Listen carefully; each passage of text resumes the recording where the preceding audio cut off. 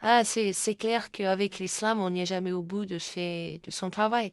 Je signale un truc bon, enfin, je veux pas dire qu'il nécessite, mais il suffit, disons, d'avoir les compétences mathématiques pour l'extraire des archives et des dossiers islamiques. Hélas, quand on veut le traduire en français pour le grand public, c'est pas totalement évident. Alors, j'ai choisi les arnaques de bord. Je vais en décrire une précisément, et puis on verra pour la liste, hein. Je le ferai à chaque fois, j'utiliserai cette image. Une arnaque de bord typique de l'islam, c'est de faire. Je vais prendre la lapidation et les mises à mort avec torture en public au milieu des villages dans les terres islamiques.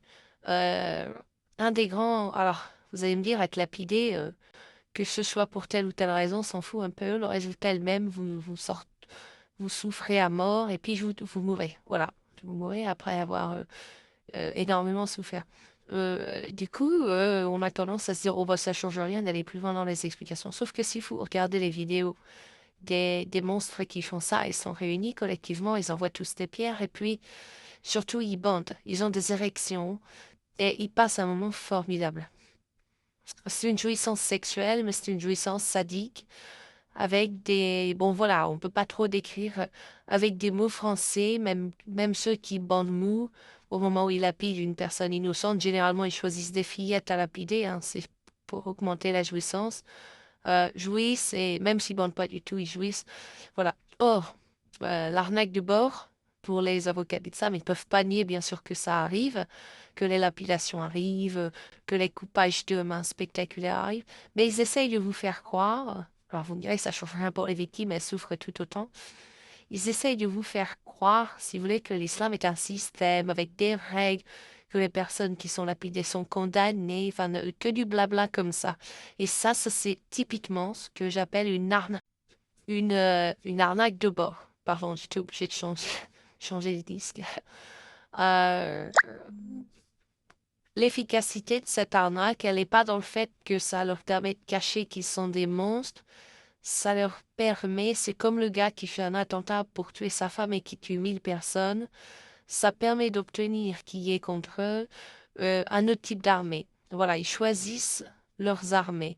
Et en faisant semblant d'être religieux, d'avoir un système, une idéologie, une législation, de la jurisprudence, ils amènent les gens à se noyer dans euh, leur, L-E-U-2-R-E-S. Vous pouvez jeter à la poubelle tous les hadiths, tous les trucs. Bon, évidemment, ils servent à dénoncer l'islam, mais si vous voulez, ce qui est bien réussi dans ces hadiths, dans ce piège qui a plutôt bien fonctionné, c'est qu'ils conduisent leurs adversaires à les leur opposer. Et comme ça, eh bien, ça s'appelle détourner l'attention.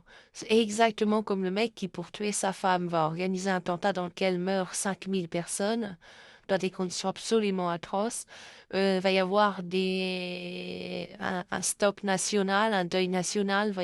Mais à la fin, vous aurez les systèmes d'enquête antiterroristes qui vont rechercher des explications géopolitiques, des groupes terroristes, etc. Au fond, le mec, il aura réussi son coup, il aura fait une sorte de crime parfait. Pour tuer sa femme, il aura tué 5000 personnes, il aura fait dévier les regards vers des soi-disant causes politiques, des terroristes, etc. Alors qu'en fait, le mec, c'est un simple pervers dégueulasse, un monstre qui voulait juste tuer sa femme, mais qui n'avait...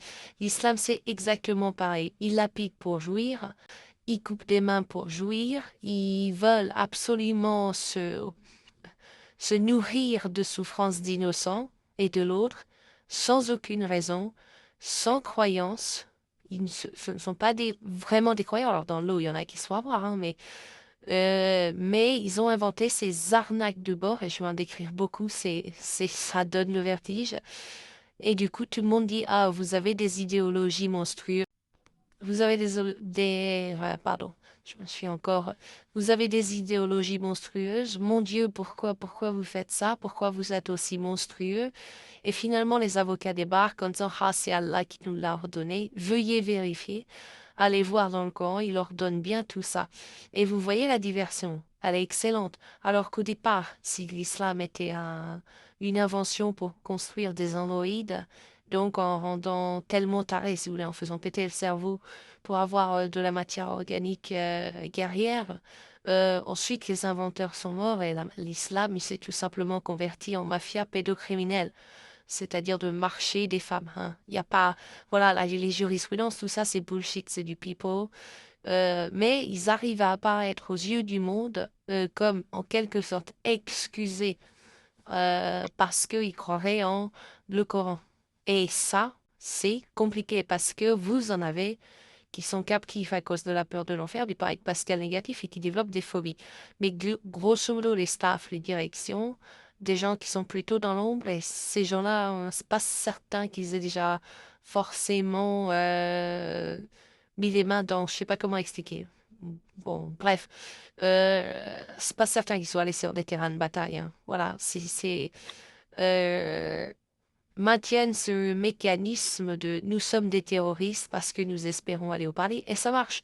Les gens disent ils sont fous, ils pensent qu'ils vont aller au paradis. Et du coup, quelque part, ça excuse ces monstres et ça empêche de les traiter comme il faut. Par exemple, on dit on va les déradicaliser.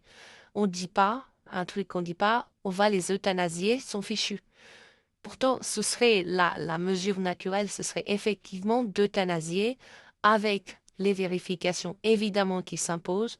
Ce serait d'euthanasier, ce sont des monstres absolus et qui en plus sont dans un état mental très souvent très proche de l'objet de la chose et l'euthanasie est la seule, a priori, solution euh, pragmatique, si vous voulez, à condition de vérifier, de faire des tests. Mais on peut faire des tests pour vérifier s'ils vivent encore ou s'ils sont en mort cérébrale.